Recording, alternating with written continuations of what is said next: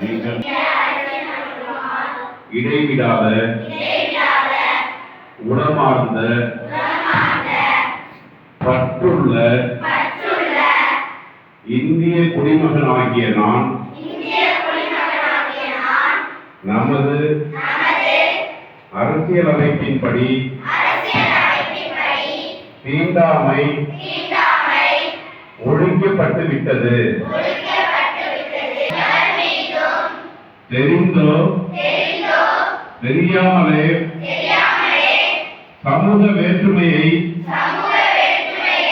மனம், வாக்கு, செயல் என்ற எந்த வகையிலும்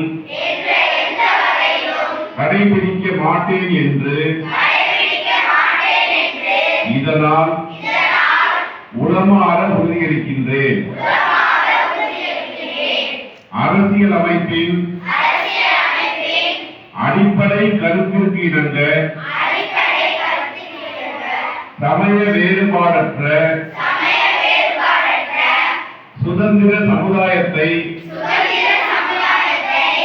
உருவாக்குவதில் நேர்மையுடனும்